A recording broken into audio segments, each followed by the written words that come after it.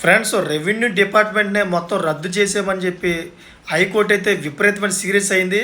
దీనివల్ల రెవెన్యూ డిపార్ట్మెంట్‌లో ఉన్నటువంటి ప్రతి ఒక్క ఉద్యోగస్తులందరూ కూడా తీవ్ర దుఃఖంలో తెలుస్తోంది.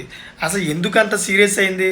రెవెన్యూ డిపార్ట్మెంట్ వాళ్ళు పొద్దున్న లేస్తే సాయంత్రం వరకు ఈ భూ తగాదాలు, అదేవిధంగా భూ రిజిస్ట్రేషన్‌కి సంబంధించిన చాలా పనుల్లో బిజీగా ఉంటారు. మరి అటువంటి వ్యక్తుల మీద ఎందుకంత సీరియస్ అయింది? ఒక రకంగా చూసుకుంటే కొంచెం అవినీతి పరుల వల్ల కూడా రెవెన్యూ డిపార్ట్మెంట్‌లో పరువు కూడా పోతుంది.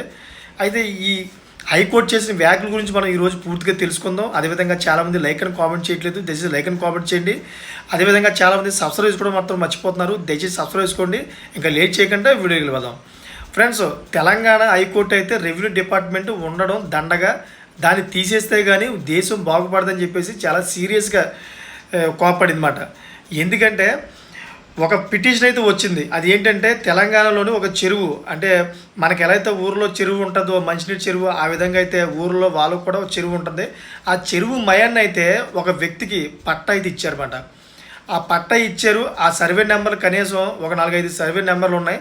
ఆ సర్వే నెంబర్ల ఆధారంగా ఆ వ్యక్తి హైకోర్టులో పిటిషన్ వేశాడు. ఎందుకు వేసాడంటే, నా సర్వే నెంబరు నా పట్టా పేరు మీద, అంటే నా పేరు మీద ఉన్న పట్టా ఇప్పుడు మిషన్ భగీరథ అని చెప్పేసి ఏదో మిషన్కి సంబంధించిన తెలంగాణలో కొత్త పథకం వచ్చింది, దాంట్లోని చేర్చడం జరిగింది. ఇది తప్పు. ఆల్రెడీ అదే ప్రభుత్వం నాకు పట్టా ఇచ్చింది, ఇది నా సొంత భూమి అని చెప్పేసి ఆయన పిటిషన్ దాఖలు చేయడంతో అది హైకోర్టులోని పరిశీలించిన తర్వాత హైకోర్టు ఫుల్గా సీరియస్ అయిందన్నమాట.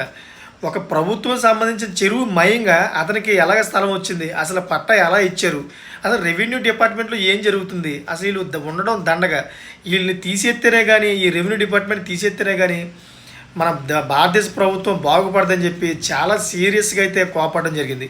చూసారా ఫ్రెండ్స్, ఈ విధంగా అయితే చిన్న చిన్న తప్పులు చేయడం వల్ల మొత్తం రెవెన్యూ డిపార్ట్మెంట్కి మొత్తం పరుగు పోయే పరిస్థితి ఏర్పడుతుంది.